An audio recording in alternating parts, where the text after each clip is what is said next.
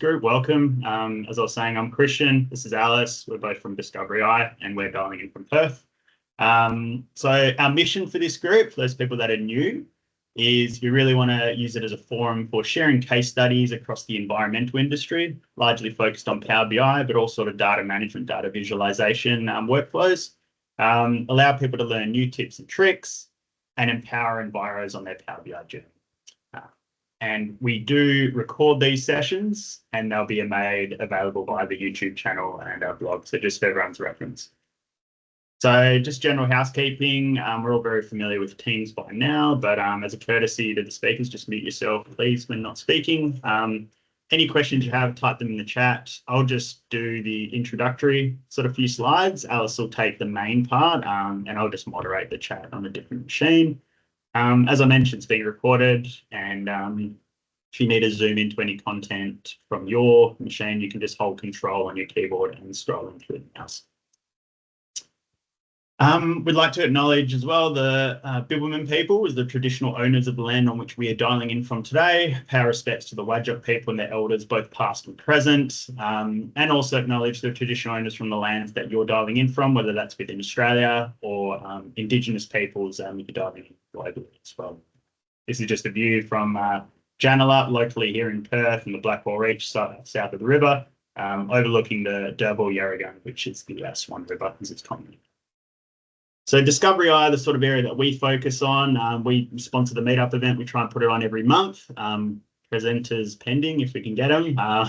But we sort of work in the space of, offering Power BI training as well as consulting services, largely in terms of Power BI report design. And you'll see with this particular example where we supported the New South Wales state government in a few of these different design features that Alice will take you through. But yeah, this is us.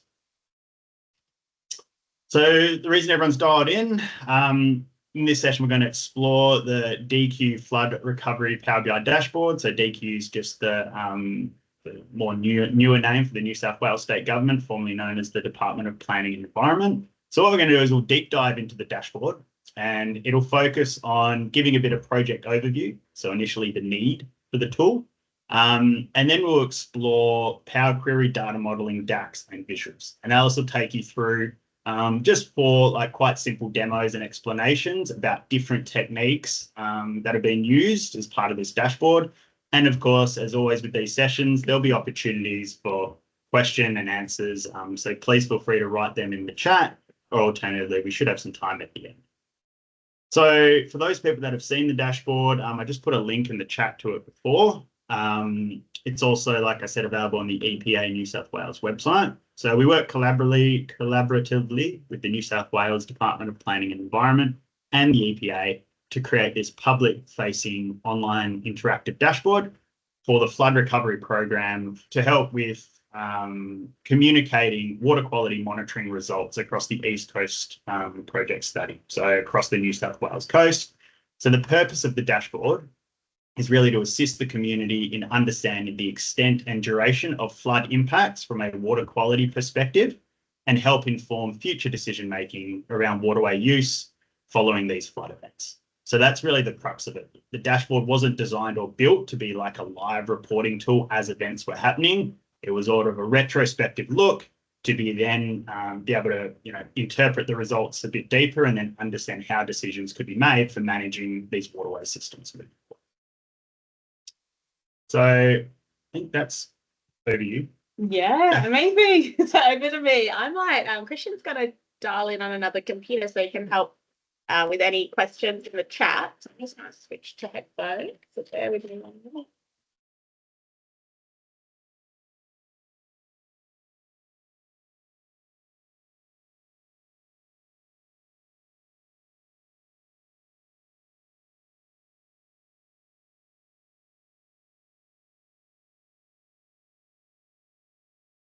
Amazing. Can everyone hear me okay? Maybe just a virtual thumbs up.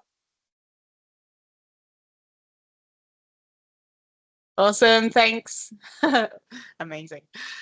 So let's take a look. Let's get into it. And I want this because it's a fairly, our group's really informal and it's all about collaboration and sharing. I'll pause for questions at the end of each of these sections and feel free, just go off mute, ask away. This is really just about knowledge sharing. So any question you have, please don't be shy.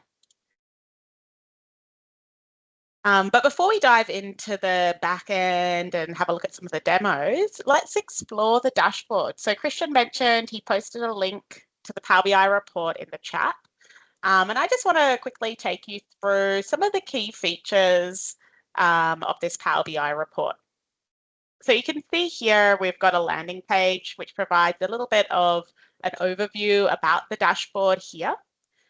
We've also got a link so that users can take a video tour because as we know with Power BI reports, if you're not used to navigating Power BI reports every day, then there's some features which might not be so intuitive. So when we're designing tools for the public, often it's a really good idea to include a navigational video or maybe some navigational instructions as well, just to help users explore the key features of the dashboard. You wouldn't want them to miss out on different functionality. So you can see here that we've embedded it within the Power BI report just to show them how to really navigate. So using things like slices, on hover tooltips as well, they might not be so discoverable, or they may be features that, that the general community might miss. So let's take a look at a couple of the pages of the dashboard. So this page is all about a project overview. We've got our different regions, the North, Mid, Coast and Hawkesbury Nepean region. So users can zoom in to a region of interest. We could also see the different monitoring sites within their subcatchments here on this interactive map. And you can see that all of the key metrics up here update as well. So this is just a very simple page just to give an overview of the project. If we have a look at the next page, this page is really about connecting the community to some real-time logger data. So this data isn't included within the dashboard, but here we're using Power BI to provide a link out to an external site. So what users could do, maybe if they're interested in one of these loggers here, they can click on it from the map or use the drop-down slices here and then link out to the real-time logger information. So that's another really good use for Power BI. We know that we can have click-through URL links within Power BI. So if you had external data that we're wanting to link out to, then we can as well. We'll try another one. That one's a little bit slow. Let's see if this one works. Yeah, here we go. We can see here that location, we've got real-time logger information, current up until today, so just before, and this is a really nice tool for the community to have a look at a bit more information. But really the bulk of the work for this dashboard is in these last 3 tabs here. So let's just take a look at one of them. We'll have a look at North Coast. What this overview map here shows is our water quality grade for the most recent data that we've got in the dashboard. So here we can see all of our sites. If we zoom in maybe just to one waterway region in the Tweed River, we can see that for the most recent period we've got in the dashboard here for January 2024, the overall grades, so we can see that majority of them are poor or very poor. And if we hover over one of the sites here, it breaks it down into a little bit more information about how this grade was calculated. We can see that it's based on 5 different parameters. We've got water clarity, algae, total nitrogen, total phosphorus, and bacteria. And all of that gets aggregated up into the overall grade. And we're using the percent of times that guidelines were exceeded. And this period here, I think there was quite a big event. So a big rainfall event resulting in lots of stream flow, and we can have a look at that in a little bit more detail. But here we can see a snapshot. If the community was really interested in just one of these parameters that make up our grade, maybe total nitrogen, we could click on this one. And we can have a look at how the distribution changes across the region. So we can see for this site here, guidelines weren't exceeded, but here 100% of the time guidelines were exceeded. So that's having a look at the most recent data, and users can filter to select different periods if they're interested in as well. But then we've got two options here for the post-flood and flood events. So if we have a look at post-flood, this is where we can see the average water quality over a period post a flood event. So there's lots of information here. And then we can have a look at during flood events. So during flood events, you can see that not many of the sites were able to get the water quality parameters monitored during the period, but we can see how the water quality changes here as well. We've got lots of options within the dashboard for providing extra information when the users want them. So if they want to have a look about the guideline thresholds and about how some of these grades and scores were calculated, then we've got lots of information here and click-through links as well. So this is the overview map. If we have a look here, we want to have a deeper dive into the data for some specific regions. We can have a look at the chart or the table. So the chart here, really, we can't display data for multiple sites at once. So we've got some contextual menus here. So what users can do, they could filter a site from the map to have a look at it in more detail, or we could choose it from the list here as well. So we can zoom into this site and users can change different parameters that they're interested in having a look for.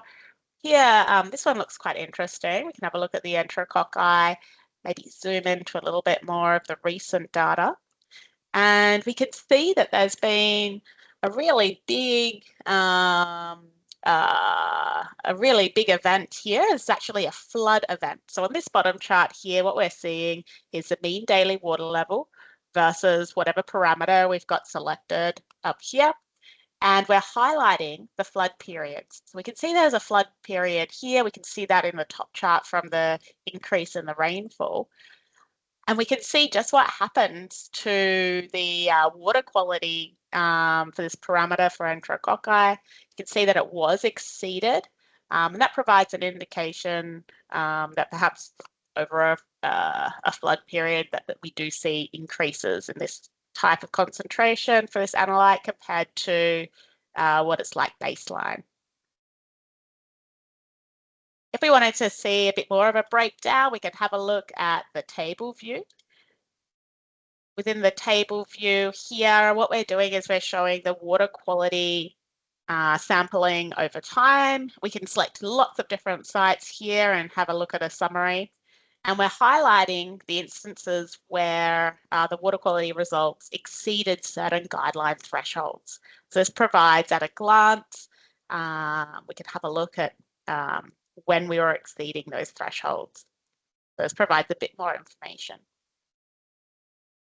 The last two tabs, they're identical to the North Coast tab. We just have filters on these different regions. So we've actually split it out into individual pages because I think this makes a lot more sense to the community members who want to navigate it. They would like it separated out into these regions because we're trying to reduce the number of clicks for them to get to the data that makes sense and make it really obvious. If you're in the North Coast region and we really want to have a look there, then we can click on here and have a look at all the data. So that was the key features of the dashboard. Just pause for a minute. I can see that we've got a question in the chat. What is the backstory as to why the dashboard was created? And also, how did you connect with the various communities, scientists and engineers to determine what the dashboard should do? Did it take half a year to create, 1 month, 1 year to create? That's a really good question. So the reason as to why the dashboard was created was there was a lot of interest in having a look at water quality, how well water quality changes after different flood events. So the team at New South Wales Government Department of Environment, they had a lot of data and they really wanted to see it in a way that they could quickly have a look at these data sets together. So we've got rainfall data, water level, water quality data for lots of different sites all across the East Coast. So they were looking for a tool to bring it together really visually and easily to communicate it to the community to really complement written reports and things like that. So that the community could really get in and have a look at the data. In terms of connecting with the various communities and scientists and engineers, what we did throughout this project was we really did a co-design. So we worked closely with the core team at the New South Wales Government and the EPA, and they did all of the review. We went through several rounds of iteration and co-design to come up with the final dashboard. So they were really curating that. And they were communicating with the community as well. In order of time frames, how long does it take? Because it was iterative, an iterative process, the core dashboard probably took in the range of a couple of months, probably 3 months of working closely with the teams. Not full time, obviously, because there's a lot of poll points, but it wasn't the actual dashboard itself wasn't the challenging part to create. Really, with some of these exploratory studies, it's the co-design approach where the teams, the scientists, they're understanding at the same time how they want to see the data, and they see it in Power BI like, oh yeah, that looks great, or let's tweak this a little bit more. And when you tweak visuals, anyone who's worked with Power BI before, you know that maybe you need to get extra data to import. Maybe you need to structure the data in a different format. So it was really an iterative approach, and that's what took a little bit of time with the whole points for reviews. So this diagram here, this shows the general Power BI workflow. For this study, what we did was we connected to data from various sources. Some of our key data sets was water quality, rainfall, and water level data. So these data sets were actually connecting to Excel and CSV files and not a backend database. And I think the reason behind this was that's what the team had easily available to them at the time. The Excel data set where they collate their water quality data, that's the tools that they were used to using. We also connected up to some spatial data. We brought it in. We hosted the Excel and CSV files on a SharePoint site so that we could easily configure those refreshes. We brought all this data together into Power BI. And as I mentioned, we did iterate quite a lot on the journey. We've published it online using the Power BI Publish to Web feature. And this allows us to share it with the general public as just a URL link embedded on the New South Wales EPA website. So let's take a look behind the scenes. What I wanted to walk you through here is just some of the key features of this Power BI report and discussing common elements that we encounter when we're working with water quality data sets in particular. There's some nuances about them. They can be quite challenging. I want to point out just a couple of key features with Power Query, data modeling, DAX, and some of the visuals which come in handy. So let's have a look. So Power Query, that's where we pre-process our data in Power BI. So this allows us to import, transform, and combine data from lots of different data sources. And it provides us an audit trail for these transformation steps. So let's have a look behind the scenes of the Power BI report. So this is the Power BI report in the Power BI desktop application. And as most of you are aware on the call, this is where we create our Power BI reports. Within this, we've got Power Query. So I'll just open up our Power Query here. And this is what the Power Query looks like for this study.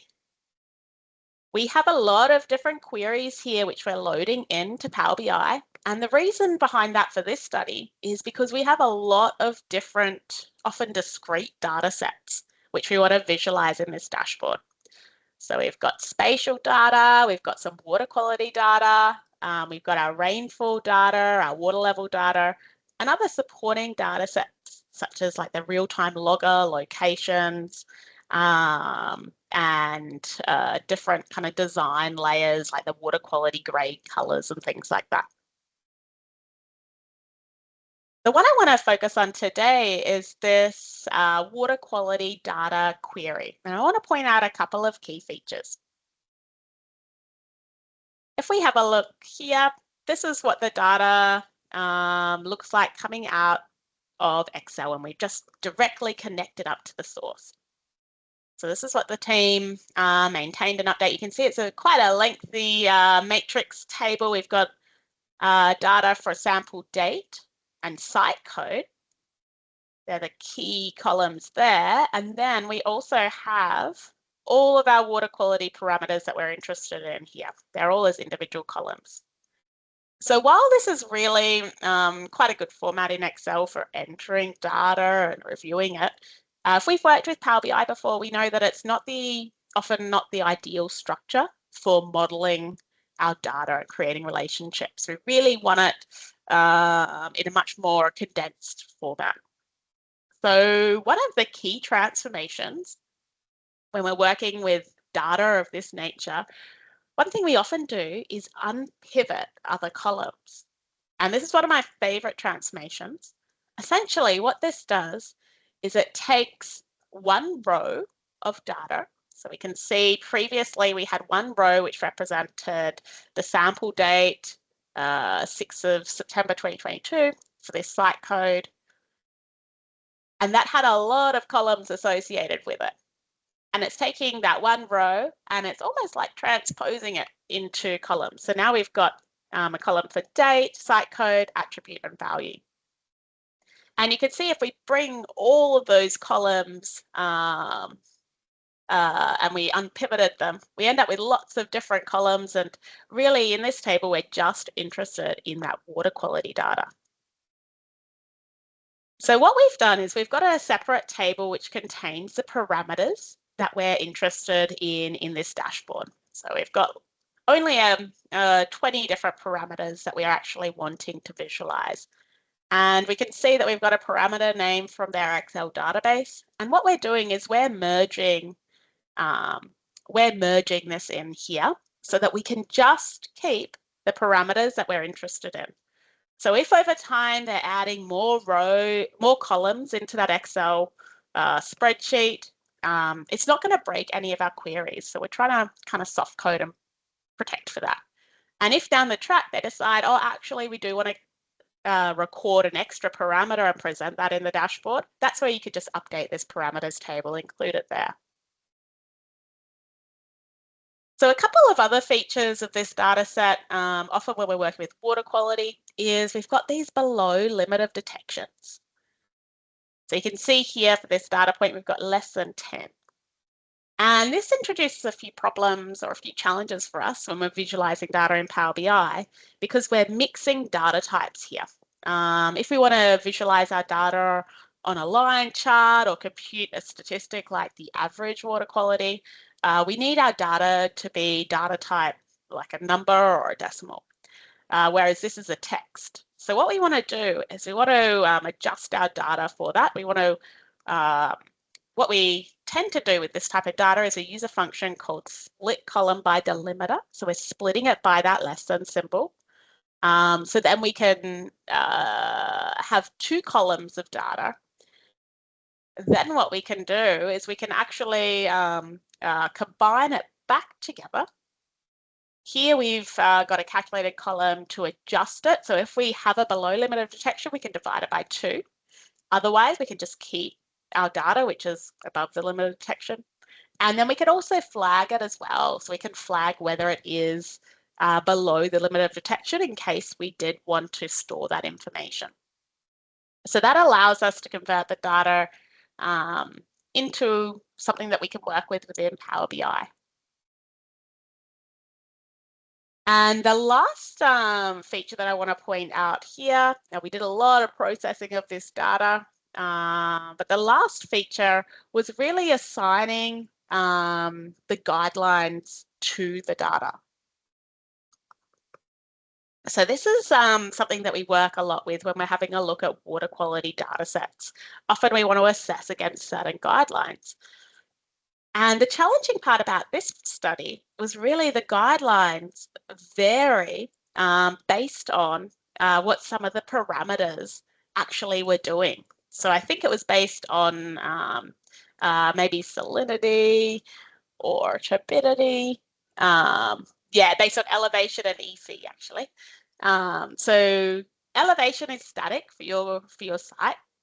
The elevation isn't going to change, but over time, the EC concentration does change, so that it would get a different time varying guideline. So that was quite a challenging process, but you can do all of that calculation in Power Query, and we can merge it back in to our data set.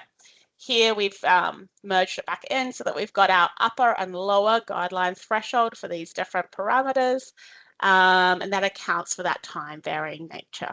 So you can actually do some really quite complex transformations within Power Query, especially if you're working with data which is coming from Excel, where a lot of these transformations and a lot of these data processing, if completed in Excel, it could be really messy and time consuming.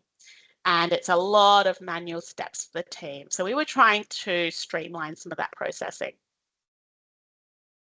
So they were the key features. If we have a look at a couple of our other data sets, I'll just point out here what we've got our rainfall data sets. Our rainfall was stored as CSV files, came in different file formats. So we have some data, it came in from lots of various data sources, and each of those data sources had a slightly different format, unfortunately. So that's why we split out different queries. So it allowed us to combine 58 different CSV files together for rainfall, and very similar for the water level data. We had 115 different CSV files, each with different structures. So some of them required customized queries. So that's how we got all these queries here. So it was quite a bit of pre-processing work to get this data together. But really, this showcases that Power Query, it's an amazing tool for doing lots of this data processing, especially a study like this where we were constantly iterating and prototyping. You can imagine the amount of work if we were trying to do this in a database, and then we would change the structure of the data. So what this does is it provides a really nice recipe card of the different transformations that are required in the different data sources, so that down the track, if the team were interested in automating this process, they could provide this to the database administrators and chat through the different structures that we require. So that's how we use Power BI a lot on projects, as an iteration tool to inform that data structure to work and get it back in the back end.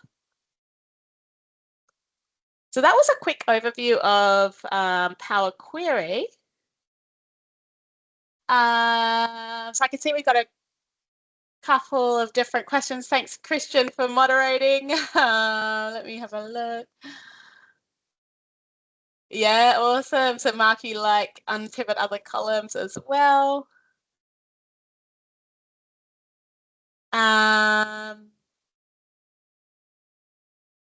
Yeah, okay, lots of people clean the data direct. Yeah, so there's lots of comments here. I might keep going and we can continue on. Oh, actually, we do have a question here from Mark. How do you do the QA/QC as a team, Christian? Now, sometimes things get complicated.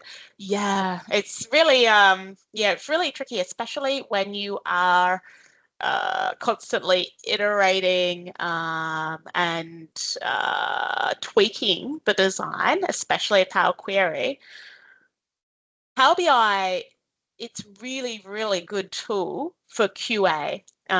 What we do is, and we did this quite a lot on this study, is then we batch imported all of the data, and then we did quick validation checks. So with that, we can have a look and see how many were any sites missing a water level or a rainfall gauge, and we can see that at a glance. You can do a table just to summarize which sites didn't have that, and then that revealed, oh, okay, well, maybe some of our data processing wasn't formatting it correctly, or maybe the naming convention that the teams have applied, they didn't match what we had in the reference spreadsheets and things like that. We can also have a look at a batch scale, doing things like the count of data points to see if there are any duplicates introduced there. Have a look at the min and the max date ranges. That was another thing that we checked for the data, having a look at the counter parameters. So we use really aggregated matrix tables to do QA, QC of the data sets. And we also relied on the DQ and the EPA teams to validate the data that we've brought in is correct. We also did small spot checks against the raw data files as well, just to make sure that we were processing it correctly. Because the beauty about Power Query is we're giving it almost like a recipe card of different transformation steps. And we know that if it works for a handful of sites, then typically it will work for everything because we're doing those same transformations. So we did small scale checks, we did large scale checks, and then we relied on the team to do that QA for us to make sure the data made sense as well. So after we've processed the data in Power Query, then we can import it into Power BI. The next step is really to build out our data model. So the data model is where we create relationships between tables. And this allows us to create visuals and calculations based on multiple different tables. So in this study, what we're really interested in seeing is having a look at maybe rainfall, water level, and water quality based on a common site and a common date. So we wanted to see all those data sets together in charts, maybe in tables as well. We wanted to have a look at the guideline value against the water quality data. So we have this data in lots of different individual tables, and the data model is really where we can build these relationships. So let's take a quick look at what the data model looks like here in this study.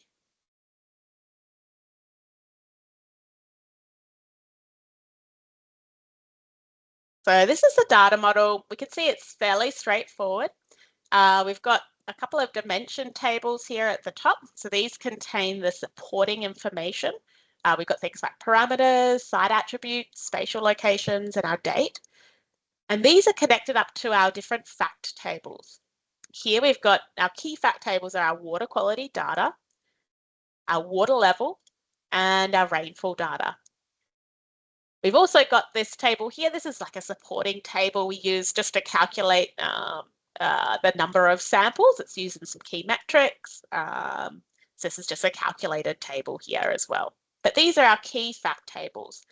And having a data model really allows us to keep these data sets separate. So we didn't have to combine it all into one big table, which contains all our time series data. So it's a lot more manageable. And linking it based on these common attributes. So a common one is like the sample date that's linked across lots of different tables. So we're combining our data and joining it that way. You can see that we've got a couple of disconnected tables over here. One of them, like the logger real-time logger locations, this isn't connected up to our data model, and that's because within this study we've got quite a few discrete different individual pages. So here this logger data set was just all isolated on its own page. We didn't need to interact with a date or the site locations. So that's a standalone table. We also have a couple of other ones, things like the water quality grade legend, flood slices. These ones are used within certain DAX calculations to bring our data together. So these are more design tables. So we're not connecting them using relationships, but we did connect them using DAX patterns. So this is a fairly simple Power BI data model. If your data model does get a little bit more complicated, if you've got lots of different data sets and it's a little bit hard to understand the relationships, one feature that we do sometimes is you can do a new layout and we can bring in a fact table, maybe my water quality data, and we can add all the related tables so we can see really quickly what data is related. So you can build out these mini models down here.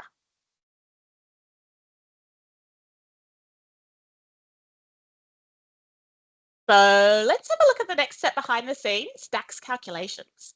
So DAX, that stands for Data Analysis Expression. That's Power BI's calculation language. And it allows us to create dynamic calculations such as report card grades, guideline exceedances, and identifying different flood periods. So we used a combination. We used DAX calculated tables, calculated columns, and also measures throughout this dashboard. And what we were trying to do is recreate a lot of those manual calculations that the team were often doing in Excel, recalculate them within Power BI using DAX to automate the process, but also allow it to be a little bit more dynamic. So let's have a quick look.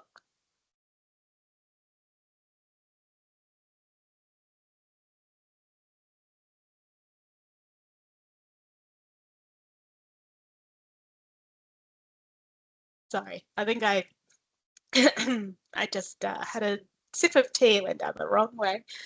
Just give me 1 minute.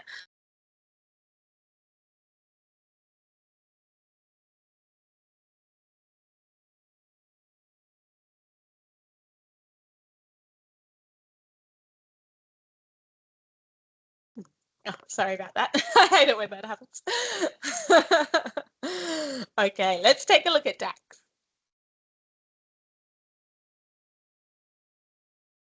So if we have a look at our water quality data set, this was that one which I showed you in Power Query. We spent a lot of time with the pre-processing. One thing which was pretty key in this study was computing exceedances. So up in Power Query, we actually did all the hard work. We linked it up to the time varying guidelines. And here we're just using a very simple DAX calculated column to say whether the guideline was exceeded or not. So if we don't have a threshold, then we'll just leave this column blank. But if we've got our water quality data, if it is greater than the upper limit, then we want to flag it as a 1 because it's been exceeded. And if it's below the lower limit, we also want to flag it as a 1 because it has been exceeded. So certain parameters like pH, they do have an upper and a lower limit. So we want to make sure that the an exceedance is calculated for anything outside those bands. So let's have a look at some of them. So we can see that it just, here we've got 0.44 concentration, our upper limit is 0.42. So this computed an exceedance. That's an example of a very simple DAX calculated column that we've used. We've also, on some of the hero visuals, if I go over to the report here, this map had a lot of DAX measures associated with it to really compute these dynamic report card grades. We wanted to compute the percentage of times that the water quality was exceeded above the threshold within a given period. And then we wanted to convert that into a grade. And then we wanted to assign that grade a color. And then we wanted to make it dynamic. So if we did filter for a different parameter here, that it would filter and calculate correctly. So for things like that, we did have a lot of DAX measures that we built. You can see that we have stepped it out. Step 1, percentage of exceedances. I had a step in between, percentage of exceedances for flood category, then by group. We calculated our grade, We did the grade and the group icon, and then we did linked it up for the map icon as well. So you can do a lot of more complex calculations using DAX.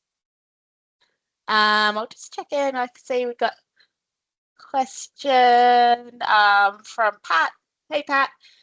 If the Power Query refresh cycle is measured automatically in the service or still triggered manually once it's been updated? Yeah, with this study, that's a really good question. So it's all around, do we configure an automated data refresh or are we managing it manually? With this study, we were managing it manually because there were just discrete points in time where the team wanted to refresh the data. So we've done that manually, but because we have hosted these files, the Excel and the CSV files on a SharePoint site, on a SharePoint online site, it means that we could set up a scheduled refresh and just automate that process without the need for any data gateways. But because it was just ad hoc, we just did it manually so that we could check everything had gone through correctly as well. Another question, just curious, what's the team size that's actually building this dashboard? Thanks. Building the dashboard. So that's a Discovery Eye, we're building it, myself, Christian and Daniel. I was the primary report developer on this study. So it was just probably one person, so me, with a little bit of help from Christian and Daniel as well as needed. Amazing, thanks so much for all the questions. Let's have a look at the last step behind the scenes. This is one of my favorite parts, interactive visuals. So within Power BI, once we've done all of the kind of heavy lifting, the data transformation, the modeling, the calculations, then our data is in a format where we can create interactive maps, charts, and tables to really explore and analyze our data. So I'll just point out a couple of the key visuals that we use within this report in case anyone's interested. Then I'll do a quick demo of how to quickly build out a summary table and a chart as well. So we can see down the left-hand pane, this navigation pane. What we're using here is, let's go here, we're using the page navigator. So that is one of the new-ish features. I think it's a couple of years old now. Here we're using the page navigator. So that creates a button experience to navigate between different pages. If we have a look, you can see that on lots of pages, we've got these nice maps. We're using our favorite mapping visual, Icon Map. We're using the free version of Icon Map. We had James Dales come on a couple of meetups ago, introducing his new licensed version, which is really cool as well. But all this functionality we did with the freely available Icon Map. I don't think we're using any other tricky visuals here for this one. This is actually 2 visuals here. So this one is, this one is a line chart and we can just shade the area, and we've got another line chart here, but just showing points for our analyte data. We're using just the plain old text box for some of our dynamic titles here to provide instructions, and lots of buttons as well to provide resets and showing and hiding different visuals. But let's have a quick look at how we can build out some of these visuals. When we're having a look at water quality data, one of the visuals we often like to see, especially if we're working with engineers, we like to see numbers, is a matrix, so a summary matrix of all of our key data. So here I've just inserted a matrix onto the page, and we can have a look at our water quality data over different dates. So we've got date here. We want to bring in, let's have a look, maybe our site name as a column. Might want to aggregate it up by waterway as well. Maybe we'll bring in our parameter name and unit as well. So here you can see that we've got our matrix. We've just got one parameter selected, and if we wanted to see our data, we can expand it all the way down to see all of the raw data. And if we filter just for one of these ones here, and we zoom in, cool, we actually have to bring some data in. Let's have a look. Let's bring our water quality data in. So what we could do, here we've got our water quality value. If we just convert this to an average, this is an implicit measure. Just going to turn off some of these totals so we can see our data. I'm going to show you a cool feature of what we've done here. Here we can see that we've got some analytes where these ones we might not want to show any decimal points, but other ones like ammonia, we probably do want to show some decimal points. And what we can do, what we'd recommend doing if you're working with water quality data, is actually writing a measure to compute what it is you want to display. So here we want to display our average water quality data. Bring this one in. And what we can do is we can make the format of this dynamic so that it can be driven by a measure. So here you can see that this actually has 3 decimal points recorded for this parameter. And if we change our parameters, here, you can see it's got no decimal points. So it allows us to automatically change the number of decimal points for reporting if you make your format dynamic. So that's a little bit of a tip. But let's have a look. So here in our table, we've got our summary table of our results. But when we're presenting data like this, we really want to see key information at a glance. And we spend a lot of work pre-processing our data to get it in a structure so that we can link it up to these guidelines and compute our exceedances. So we can actually bring that data into this matrix and highlight where our data's exceeded one of those guideline thresholds. So what I'm going to do is apply just a little bit of conditional formatting with a background color and link it based on that exceedance column. So that was that exceedance column that we showed. And we want to say just where it's greater than 1. So if it's greater than or equal to 1, unfortunately, we do have to do a less than. So I always do a less than a really big number. Then we want to highlight this. So let's pick one which has some guidelines associated with it. And now you can see that we're highlighting where our data has exceeded those certain guidelines. So let's have a quick look now at how we could visualize this same data in some charts. So here we've got our table. I've just copied and pasted it. I'm going to change it to a line chart. On my x-axis, I'm going to have date. And what I want to actually do is create a small multiple, which allows us for this, select everything, which allows us when we've got lots of different sites selected, it's created us this scrollable visual to show us all of our different water quality results. Could do a little bit of formatting to make it look a bit nicer. I think maybe we'll just do one column like this. With our y-axis, what we can actually do is not have a shared y-axis. So a shared y-axis keeps your min and max range the same for all of your small multiples. And now this might be really useful if you need to compare trends against a certain range.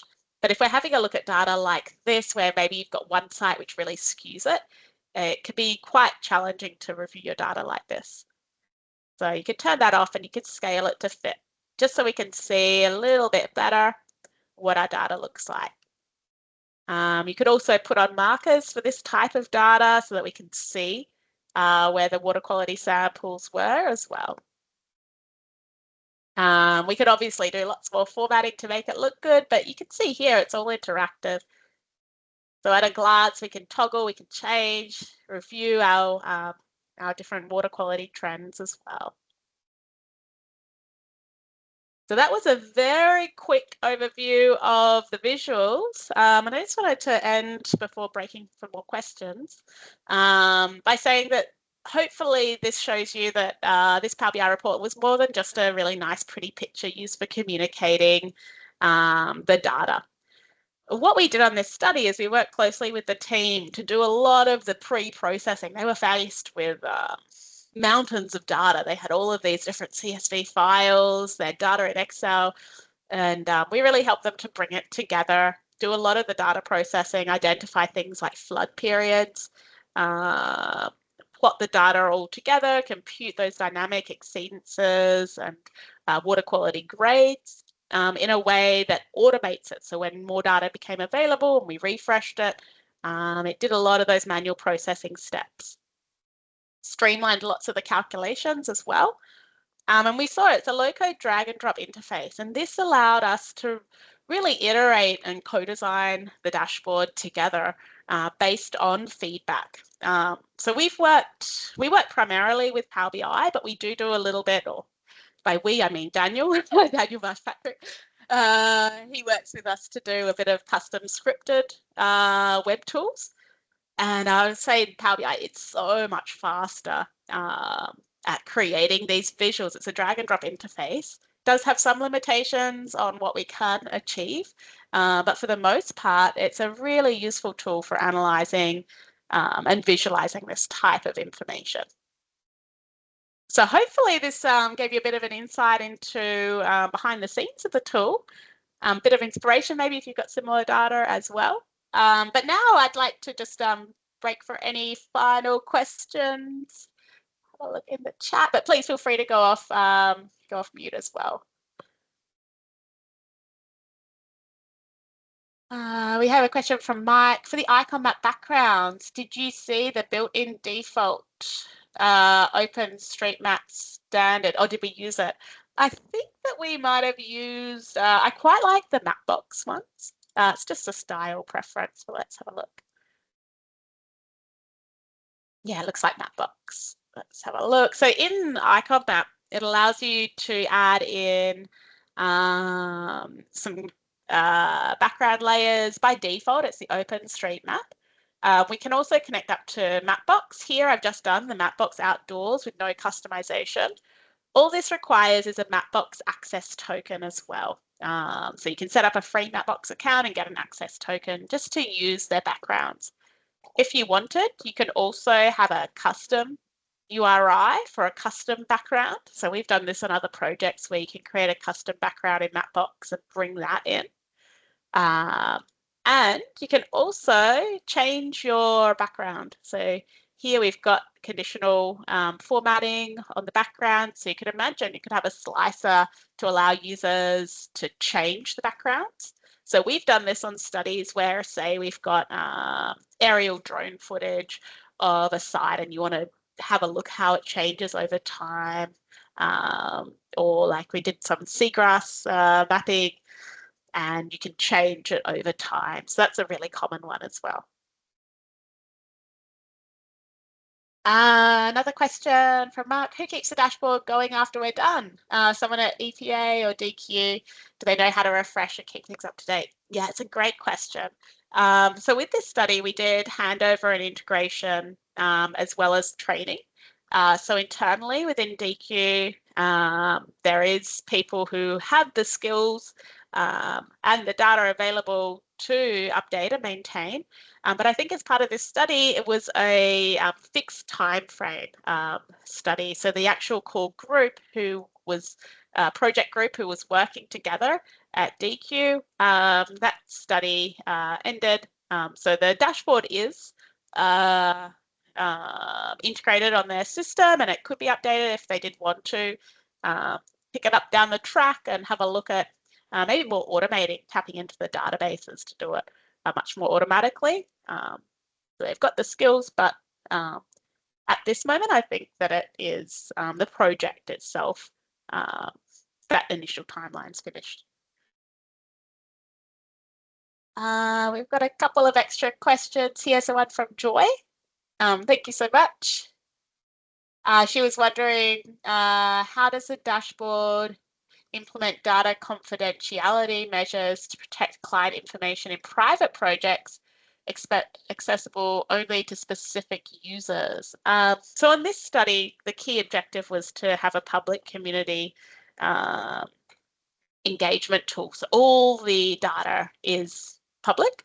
If you're working on a more private study, maybe it's a finance reporting or a HR dashboard, within Power BI, what you can do is you can set up different things called row-level security, which makes certain information only visible to certain groups of people.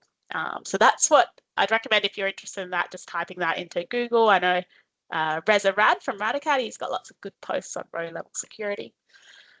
Will the dashboard be efficient enough to handle large volumes of data? 10 years of data across 20 sites. Yeah, it's a really good question. So Power BI, it can import a lot of data. So 10 years of data across 20 sites. If it's daily data, that would be completely fine. Here, I think we've got lots of sites. I can't remember, maybe 100. Let's have a look. Almost 200. So we've got 200 sites here, 191 sites. If we had it over, if you've got some daily data, that's a lot of data. Certain Power Query transformations, they may become too slow to evaluate when you publish up to the service and you're wanting to automate refreshes. So there's certain transformations which we've come across which really lend themselves to SQL or some database language. So they're much, much more efficient.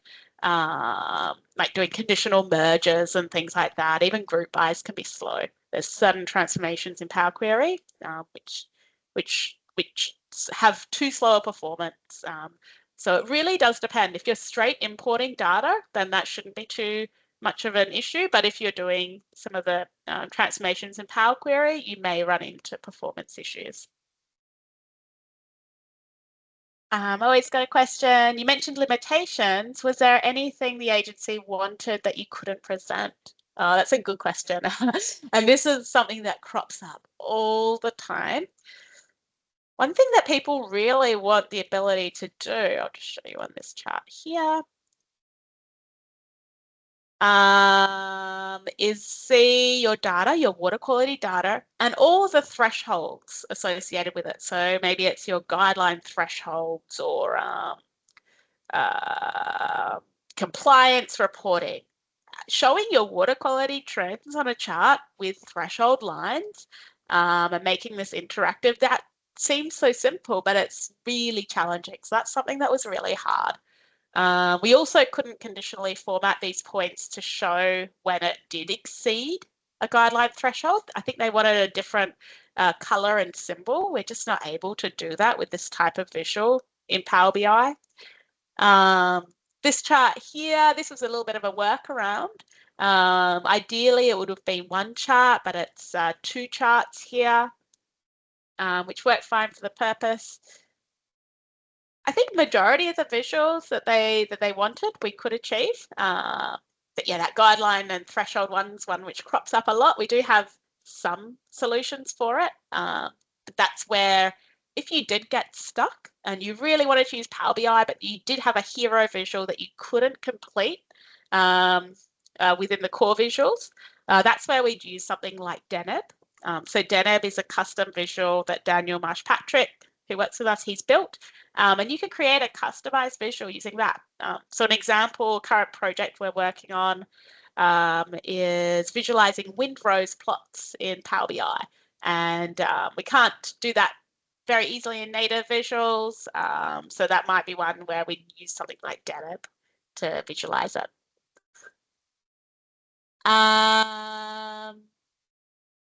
Amazing. So I think that's all the questions. Were there any last minute, any other questions if anyone wanted to go off mute or?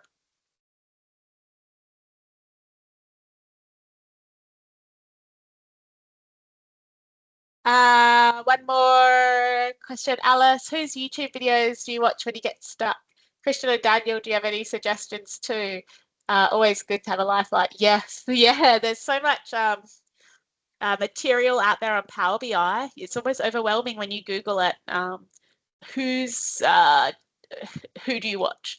If I was looking for something a little bit like maybe row level security or publish to web, and I see a guy in the cube video, they would be my go-to because I like layman's. They're quite funny, and both Patrick and Adam, they work at Microsoft. They're principal developers for Power BI. So they present information in a really easy to understand way. So Guy in the Cube for YouTube, that's my go-to. But maybe Radicad, Matt Arlington, Accelerator BI, his blog. Kerbal's really good. So Ruth. There's a lot of good blogs. Christian, yes, I was going to say Christian might share a blog post. We did a blog post on our go-to learning resources as well. So it's really about, finding who resonates with you and knowing who knows their stuff for certain topics. There's a ton of people out there. Yes, Marco Russo for DAX. Yes. Amazing. But if anyone did want to watch a summary, we will share it on our blog and YouTube channel. And we are also looking for future presenters for the rest of the year. So I think we don't have anyone locked in. We have a few tentatives for the end of the year, but no dates yet. But please, if you have any Power BI studies focused on using Power BI or other analytics tools, we had someone present on ChatGPT for Enviro's last month. Please feel free to reach out to Christian and we can schedule in your session. It doesn't have to be advanced. It could be like really beginner and you sharing your learnings of journey with Power BI or chatting through your favorite topic. But please don't be shy. We would love to have you, even if it's just for a 15-minute session as well. They're always good too. So please feel free to reach out. We will have someone for next month, but it's not up there yet. But thank you so much, everyone, for dialing in. That was a lot of fun. I loved all the questions. That's really cool. So nice to do a virtual presentation with lots of engagement. Feels like we're all in one big room. So thanks so much, and we'll see everyone next month, hopefully. Thank you. This was excellent. And no have a worries at all. great day. Thanks for the questions, Matt. Whereabouts are you from? Are you Oh, I'm from Kansas, so the land of Oz. But it's great to learn from people all around the world and hear you guys' story, how you've started company together and just continue to share some amazing stuff. Oh, thank you so much. Oh, great to have you here. But thanks everyone. To see a few regulars here. Good to see you all. So we'll hopefully see you next month.